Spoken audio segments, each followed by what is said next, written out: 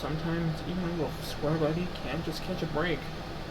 Hi everyone, Cuban writer Nathan here. Today I'll be discussing the top 10 worst things to happen to SpongeBob and why he should leave Bikini Bottom forever. Starting with number 10, being fired from the Krusty Krab. In the episode, SpongeBob, You're Fired, the unthinkable happened in the form of SpongeBob being fired from the Krusty Krab because Mr. Krabs wanted to save a whole nickel. Even I wanted to hug SpongeBob after that episode. He tried finding work in a Mexican restaurant, a pizza parlor, a Chinese restaurant, and a hot dog stand, but couldn't stop putting stuff in between burger buns.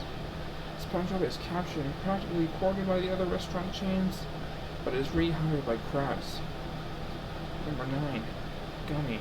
In the episode, The Gift of Gum, SpongeBob celebrates Friendship Day with Patrick and gives Patrick a robotic butler, while Patrick gives him a big, disgustingly gross wad bubble gum.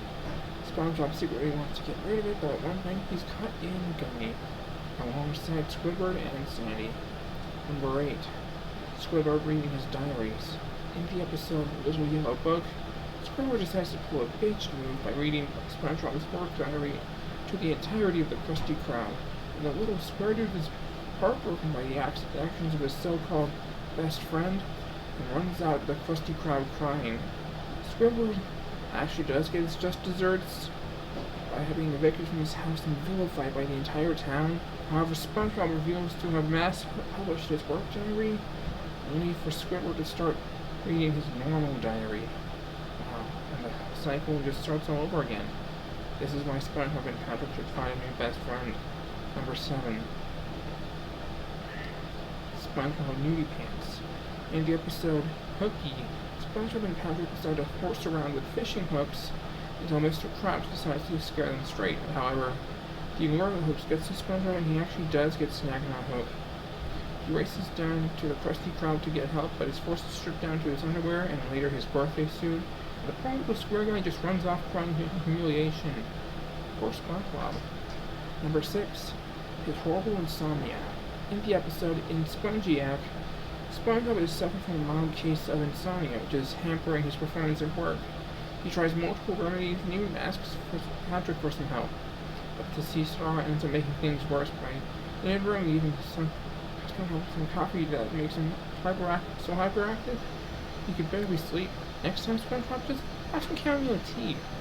Number 5. A spatula. In the episode All That Glitters, SpongeBob ends up snapping his spatula while trying to flip a monster Krabby Patty, so he is forced to find a new spatula. He comes across a technologically advanced spatula known as Ice Spatula. He's forced to sell the majority of his stuff, including his house of clothes. When he tries to use Ice Spatula at work, it refuses to comply and it runs off. Number 4. Getting stuck in the ringer. In the episode Stuck in the Ringer, SpongeBob ends up getting stuck inside his ringer, and when Patrick tries to help, he ends up making things worse using Forever Glue. The ringer ends up messing SpongeBob's performance at work, and renders him unable to swallow ice cream and more. When he and Patrick head to the fair, Patrick has fun at SpongeBob's expense, and it gets to the point where he just lashes out and yells at Patrick. Number 3. Snail Plasma. In the episode I Was a Teenage Gary, while away at a jellyfishing convention, SpongeBob asks his neighbor, Squidward, to watch his pet snail, Gary.